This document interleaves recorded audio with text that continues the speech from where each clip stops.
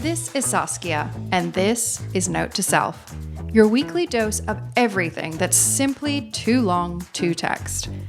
Consider this your personal invitation into my inner circle, where I share my thoughts, feelings, and quiet reflections that usually live inside my Notes app. Thanks for joining me. This week, I'm trying to work out why every choice a woman makes has to become evidence of who she is. If you care about your career, you're a girl boss. If you get married, you're a wife. And if you've slept with too many people, you're a slut. I'm sharing a wedding update and why Jeffrey and I are spending as much time thinking about our marriage as we are our wedding.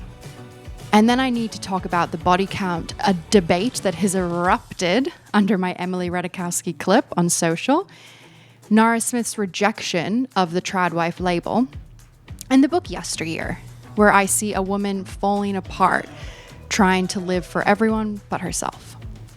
Because maybe the problem is not the choices women make. Maybe it's how quickly everyone else turns those choices into an identity we're just expected to live inside forever.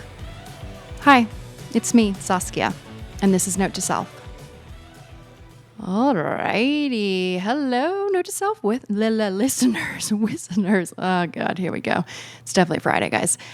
Back for another week. I wanted to, before I dive in, actually, you'll see for those watching videos, I'm trying to add more to my backdrop. Girls, for someone that has so many knickknacks, I have so many like little things. There's no smart way to display them as my cute background. So I'm actually in the process. I'm going to design this and make it look a little bit more exciting other than my pillows being the showcase. And I'm going to stay on the ground because I love sitting on the ground. It's so grounding. No shit. So I'm ordering one of those little behind the couch consoles so then I can start displaying all my cute little things and make it a bit more of a vibe because I feel like the background right now is kind of sad. So big things happening over here in the Note to Self studio, aka my apartment. Very exciting. But really, I wanted to share a little wedding update because, as you know, your girl's getting married. I got my ring back. It was resized the last few weeks. It was so sad. I said to Jeffrey, I was like, I don't really feel like I'm engaged because I don't have my ring on. He was like, what? And I was like, no, I mean, you're still my fiance. He's like, it feels the same for me. And I was like, to be fair, you don't have a ring, but happy to have her back. She's gorgeous. She's shiny. She's glowing. I love the color of this diamond and then it just changes, in the light. It's so special. Anyways, wedding update. The whole planning, man. And we started planning a while ago, albeit we're vague about what we wanted to do, but it's kind of stressful. And maybe that's because I'm just someone that can't let go. So I just kind of want it all done. And they do say once you find a venue, everything locks in from there. And that's just been the kind of open-ended question and everything that comes with that. But we are going to France in a month. Yay. So fun to look at venues. And it's wild that already venues are booked out more than a year in advance. The wedding industry, my girls and boys, if you're listening, it's wild. It is just such a crazy industry. I'm so intrigued to learn more as I continue going and excited to share updates along the way. But it really does start to make you question what you actually need and versus what are so many of the things you're told you need to do. And I'm sure some of you remember I shared my hot take that I don't really think is a hot take, but that you don't need bridesmaids and groomsmen. And it's been so interesting to see the responses on social because I shared it as a clip. And some people were like, I didn't even know that was an idea or a possibility. Thank you for sharing that. And I was shocked because I just assumed people knew that. And then other people who defended it. And I wanted to call something further out on my hot take on bridesmaids and groomsmen. So for those who are pushing the agenda that we need bridesmaids and groomsmen, I'd like to point something out. There are many stories about where bridal parties have actually came from. And one of the most repeated is that this practice originated from ancient Rome, where weddings required 10 witnesses to make a marriage legal. And these witnesses dressed like the couple to trick evil spirits or jealous rivals. So when people are saying that bridesmaids is a way to acknowledge the women in your life, let me ask you, are you worried that an evil spirit is going to curse you on your wedding day? Because technically, you're kind of just using your bridesmaids as decoys to trick the evil spirits and put a curse on them instead of you. That doesn't really seem like you're acknowledging their role in your life. That seems like you're putting them up to slaughter. Just saying. And ultimately, I'll say it again, it's about you and your partner. Getting an invite to your wedding is thank you enough, in my opinion. I will die on this hill. I just think a tradition can be meaningful, but this is how weddings are done is not a sufficient reason for me to do it. Moving on. As always, there's a contradiction in this because I still plan to have my close girlfriends, my mom and my sister with me for emotional support, getting ready together, doing all the fun stuff. I'm having a bachelorette party, but this doesn't have to be taken away because I've decided not to do a traditional bridal party. Ultimately, it is each to their own. I'm going to weddings where there's bridal parties and it's going to be beautiful and I'm so excited for them. I think I just get frustrated when people make you feel like it's the only way to have a wedding. And I've noticed that the commentary I've seen online is there's just a lot of pressure on women to feel like they have to do that. And just want to reiterate, you don't. Anything that day you don't have to do. You just pick what you want it to be. And just know that there are so many other options out there. And also, look at the history of some of these traditions because I'm learning more and more that almost all of them, a lot of the ones I've Googled so far, tend to be related to like a superstitious kind of, what would it be, trend back in the day or superstition. There we go. I said superstitious like 3 times or 4 times. There we go. You're welcome. But what I think is actually really interesting is I've been reflecting a lot on the fact that I feel like we spend a lot of time planning our wedding, but we don't necessarily spend as much time planning what the marriage is going to look like. We plan this huge event, which is lovely, and I'm so excited for it. But what about afterwards? The main part, the part that's going to last for hopefully a long time. How do you want your marriage to be? What have you planned for it to look like? What are your commitments? What are your expectations? Those are things that I am starting to realize not all couples ask themselves. I think a lot of people go in just expecting their partner to live to the expectations that they have internally without actually verbalizing those. So for the listeners that have been here for a while, you all know that my partner Jeffrey and I have been in couples therapy since we met. And something that we're currently working on in therapy is defining what our marriage looks like. What does freedom mean to us? What does dedication mean to us? What are the things we want to prioritize? We started a little notebook where we add in commitments and we just keep adding them as we come up with different things that are important to us or ways that we want to communicate or things we want to prioritize. This week, Jeffrey and I had couples therapy, and our homework is actually to write down individually what is our wound, what is our fear, and what is our coping mechanism.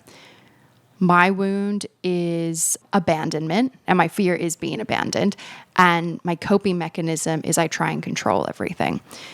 So Jeffrey writes down his, and the idea is we have to look at both of them because oftentimes it's the perfect dance where they're both triggering each other.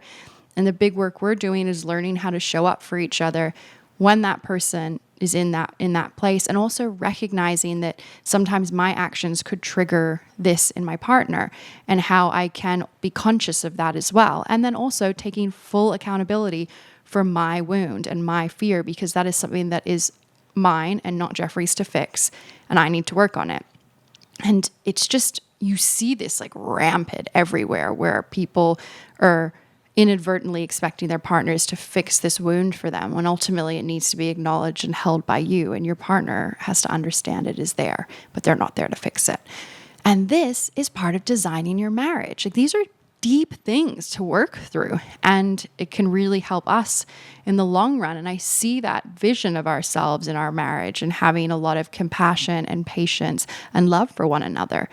So one element of what we're working on. And I think that kind of topic deserves a bigger discussion. It is not what the podcast is about today, but I want to revisit it based on a show I've recently been watching because I think it all ties together nicely. The show is called Harry Chowsey. I watch such trash sometimes, but oh my gosh, I have a lot to say on it.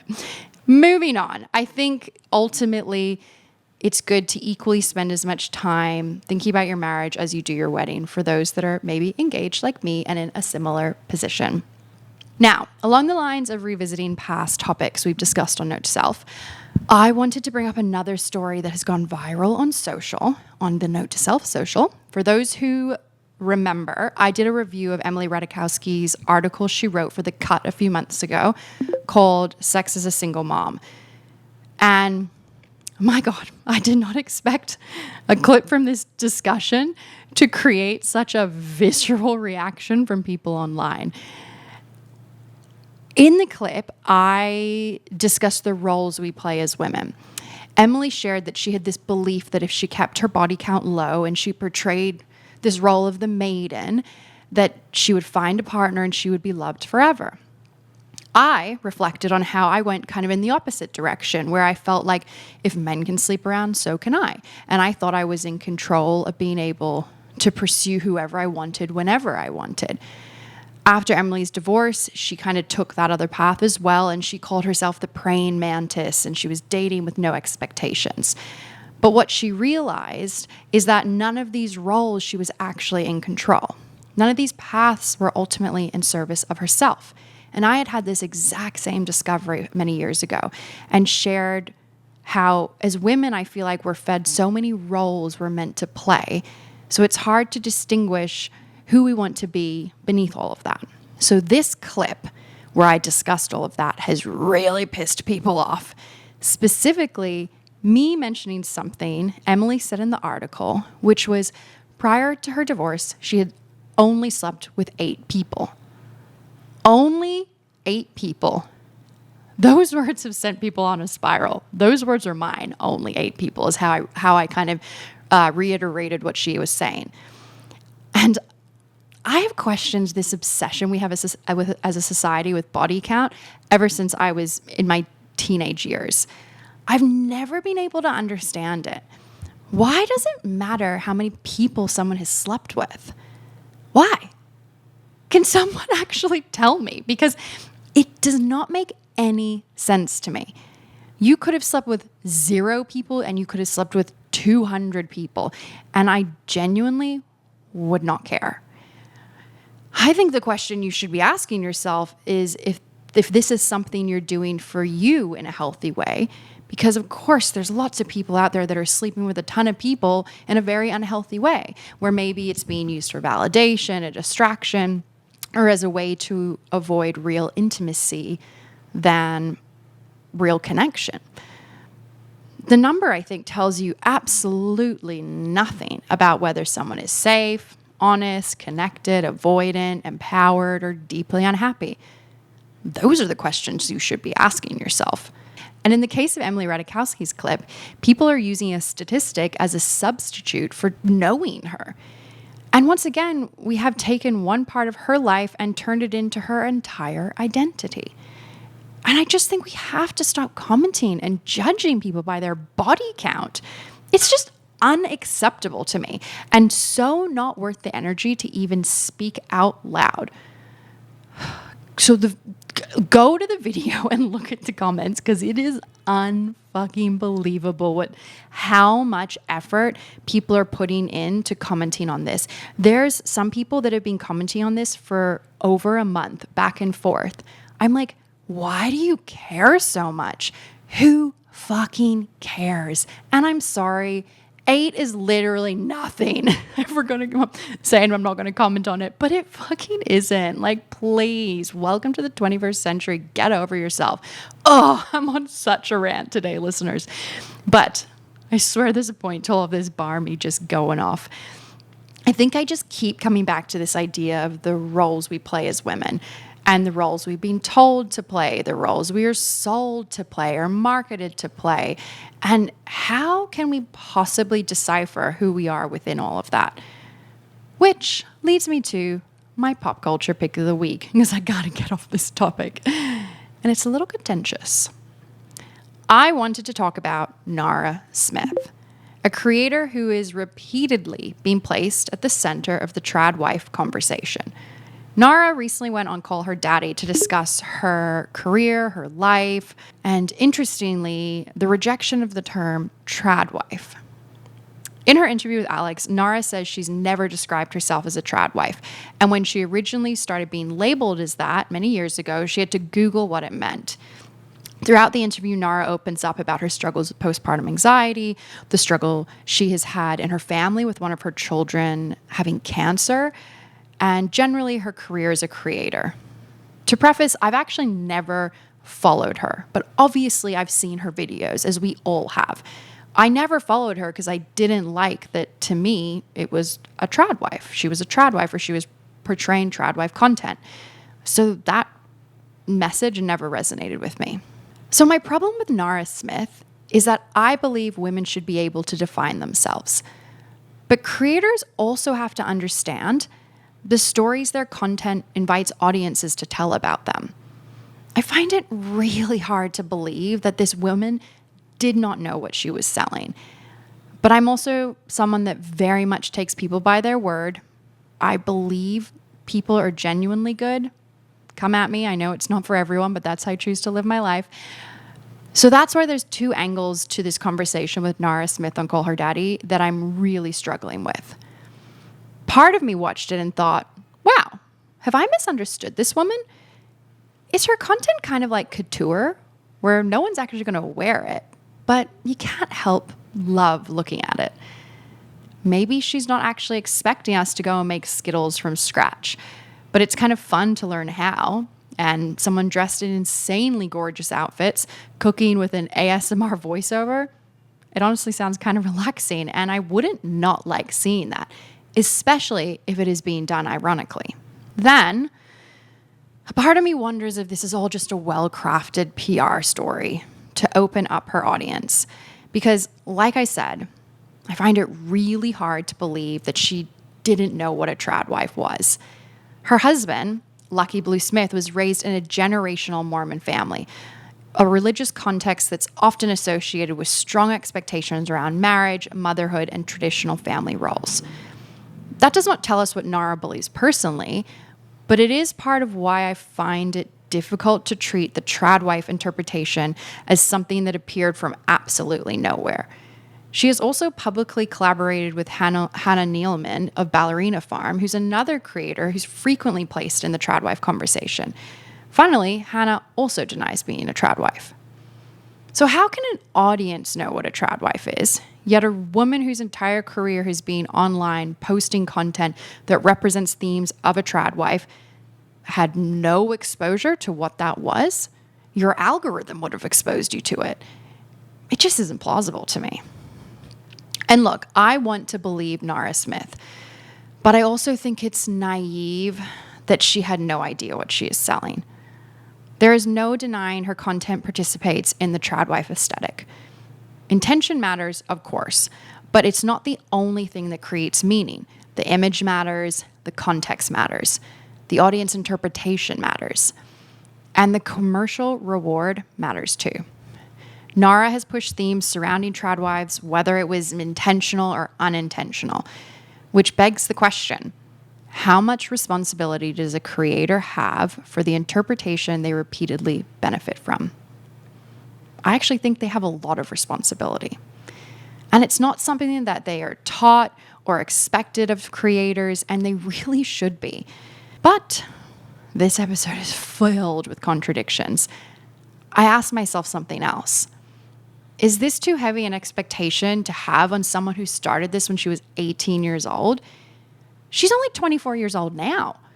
So maybe there really was a part of her that had no idea, and she was just creating these videos and it was doing well, so she went with it. She probably wasn't sitting there questioning the impact that her content could have on the roles women play and pushing this traditional wife agenda that I think is extremely dangerous. Because let's be real, what 18-year-old content creator is thinking about that? Or 18-year-old generally?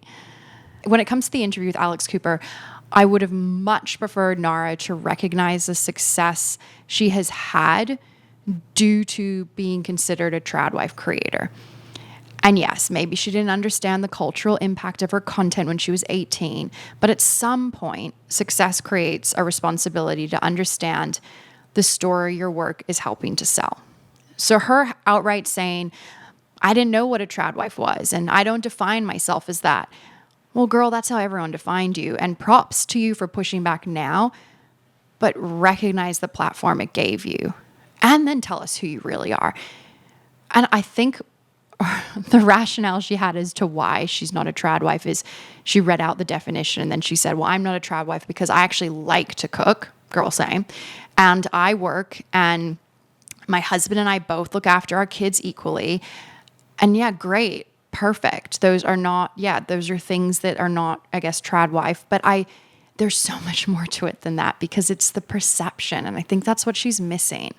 Like you may be all those things, but you don't position yourself as that. None of your content is that. All your content of the last few years is always like, my husband wanted this, my children wanted this, and you're always at home seemingly. And I think she just took a very basic approach to a very nuanced conversation. And I wish more people did this, where they just approached these types of conversations with much more authenticity in terms of recognizing maybe you were slightly at fault. And if you aren't this type of person, then say, maybe my content was misleading, and go with that and then do better. I just hate the lack of accountability that you see throughout the spectrum of people in the public eye.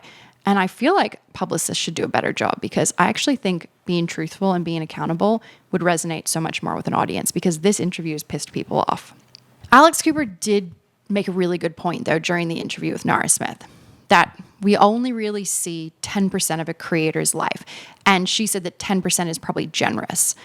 And she's right. None of us know the ins and outs of these people. So again, the contradiction I face is that putting labels on people really isn't fair, because individuals can be a multitude of things. Nara can be a Tradwife, but she can also be a career woman, a mom, a model, whatever. And props to her. I did go look at her Instagram. She's recently posted a video as a day in the life of a working mom. So she's leaning into the pivot. But it's interesting to see, this change and her sharing other bits of her life. So if this is really the truth of who she is and what she believes, I'll bite my tongue, take back my words. I'll be interested to see if she can achieve the rebrand. And I don't think I'm going to start following Nara Smith, but I'll be checking in sporadically to see how her content starts to change, and check back in a year and see, whether this is a genuine expansion of what she shares or simply just another story layered over the last one. And ultimately, you're allowed to change. You're allowed to redefine yourself. And if that's what she's doing, tell us that. It's the honesty and the accountability I really struggle with in this story. But look, less like actual Tradwife content, I'm all for. So let's see where things go. Now, before I continue the episode, if you're watching on YouTube and this is the kind of conversation you send to your group chat, subscribe to Note to Self. I put a button in the corner, and when I hit my first 1,000 subscribers, I'm hosting our first meetup in New York. And you're invited. Now, we're getting back to the episode. And as we're on the topic of Tradwife, I would be remiss not to talk about the book that has been blowing up this year, Yesteryear by Caro Claire Burke. The story centers on Natalie Heller Mills, who's a popular Tradwife influencer living on a rural ranch whose content really romanticizes the pioneer aesthetic. One morning, she wakes up to find herself trapped in the year 1855, forced to deal with the brutal and grueling reality of living in the pioneer era. What did I think about this book? I hadn't even planned to talk about this book because honestly, I didn't have like a huge reaction to it, but it ties very nicely into this story. I think I really struggled with Yesteryear because I really struggle with unlikable characters. And Natalie is so unlikable. kind of a lot of people in the book are unlikable. And I'm like this with any types of media. I need one person that I can root for. Maybe it was the children in yesteryear, the few people I could root for. But I really struggled to emotionally invest in Natalie throughout the book. And some people ate this book up, and I definitely didn't. But I still enjoyed it. And as I started to think back on the book when I was writing this review, it made me look at it in a different light. I also think I went in expecting it to be a bit more sci-fi fantasy. Love sci-fi and fantasy, which it wasn't. But also half the book is set in 1855, and those scenes moved so slowly. And I think that was also probably a choice because of how things moved very slow during that time. But the twist at the end as to why they're actually there was probably much more rewarding than it would have been if it was like a sci-fi fantasy plot anyways. So really, to me, the book was just another example of a woman who was playing roles she thought she was meant to be. Albeit, she was a little more conscious of the roles she was playing. But she capitalized on the Tradwife movement, knowing that none of that really resonated with her at all. But she went with that story because of the feedback she received and the wide audience she was able to build off this fake story she was pushing. Natalie was also very damaged. And reflecting on the book, I do have empathy for the character in some way because I think there were definitely some severe mental health problems. And I think, even some readers have interpreted that Natalie was a sociopath, while others read her as a woman who was experiencing severe and untreated psychological issues. The latter is the one that makes me feel more sorry for her. If she's a sociopath, then I don't know where that leaves us. But the book is all narrated inside a very unreliable perspective. So I don't think we're meant to just diagnose her neatly. I don't think that's the point of the book. What was more interesting to me was examining why she was playing these parts, which I think came from a very confused place of not knowing who she was. She was trying to fit herself into all these different roles of who she thought she should be. And Yesteryear did one thing very well. Natalie sees elite career women entering the workforce designed by and for men. She rejects that path for early marriage and motherhood. But that alternative doesn't liberate her either. She's still financially independent, overworked, and undersupported. So the book poses the question, why does Natalie think that the only roles for a woman are a career woman or a tradwife? And the problem is not that Natalie chooses marriage. It's that she cannot imagine womanhood outside these two equally rigid performances. That's why I think the book was less about the tradwife industry, actually, and more, again, about the roles we try and morph ourselves into and the stories we like to tell ourselves. And Natalie was the consequences of believing some of these narratives we tell ourselves rather than being able to live truthfully in who she actually was and what she actually wanted. I think really everything I've spoken about on the podcast today is really looking at the same theme, the roles we play as women, and the contradiction that women are told they are free to choose, but every choice is then interpreted as a fixed reality.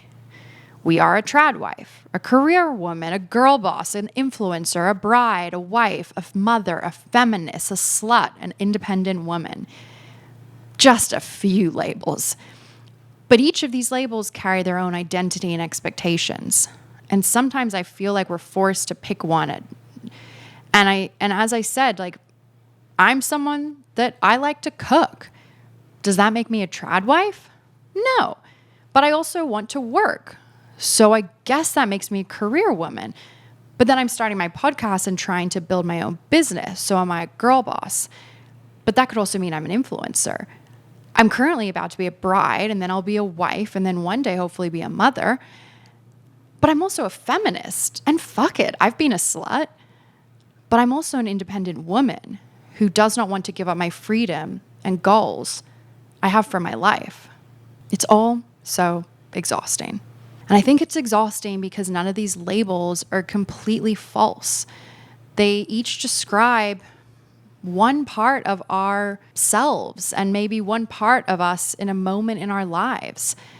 And the problem is when one choice becomes the explanation for the whole woman. I can love cooking and honestly love creating a home for Jeffrey and I without it saying anything about traditional gender roles. I can be excited to become a wife without wanting wife to become my entire personality. I can care about my career and this podcast without wanting to turn every second of my life into productivity. And the classic one, I can be a feminist and it doesn't mean I hate men. One does not cancel out the other. It all layers.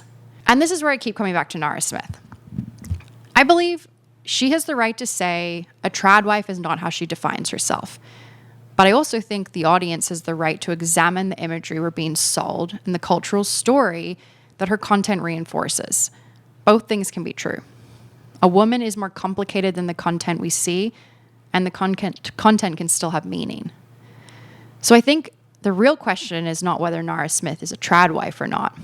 Maybe it is why our culture is so desperate to sort women into categories in the first place, and why the internet rewards us the most when we become a version of womanhood that's easy to recognize, easy to consume, and easy to sell. Because that's also Natalie's tragedy. Oh God, in yesteryear. She does not simply play a role for her audience. Eventually she becomes trapped inside it. And the performance gives her money, attention, certainty. But it leaves her no room to admit that the life she is selling might not be the life that she wanted. And I really think that's kind of the warning underneath it all. A label might initially give us belonging, validation, or in some instances, even success.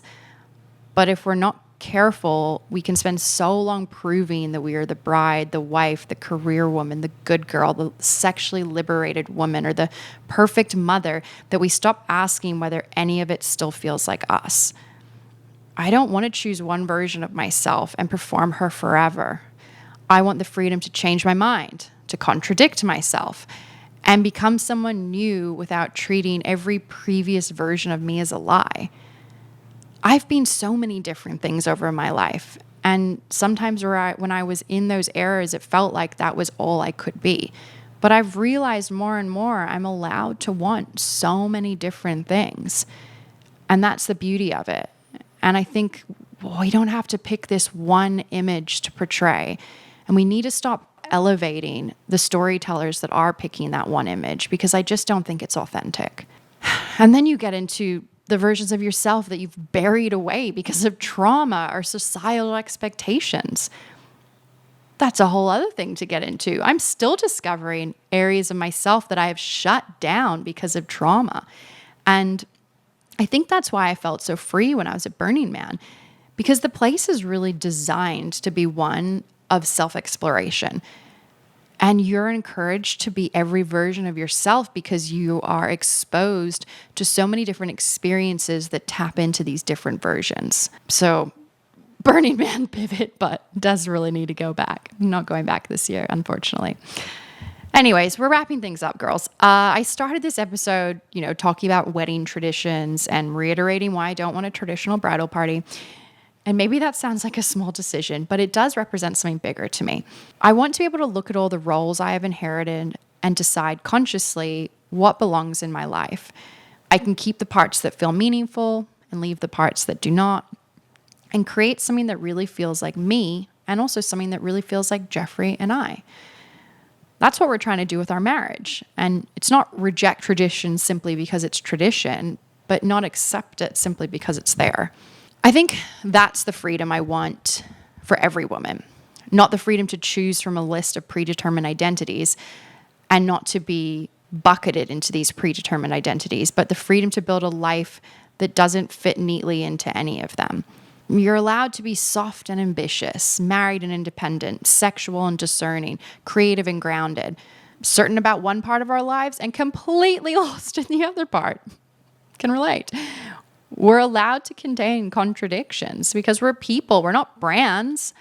And perhaps the most honest thing we can do is keep asking ourselves, is this something I want? Or have I simply been really good at performing it? I don't know. I ask myself the same thing. So really my note to self this week is I don't have to turn every choice into my identity. I don't have to pick one box. I can choose whatever feels true to me, discard the parts that don't, and give myself permission to live outside the box. Alrighty, thank you so much for joining me this week. Don't forget, 1,000 subscribers, and we're having a meetup in New York. I'm not drinking at the moment, but I'm going to have some espresso martinis, my all-time fave, and also a dirty martini. Fuck it, we'll have it too. Gorge. Girls, it'll be so fun. I'm so excited. Alrighty, well, thank you again, and I'll see you all next week. Bye.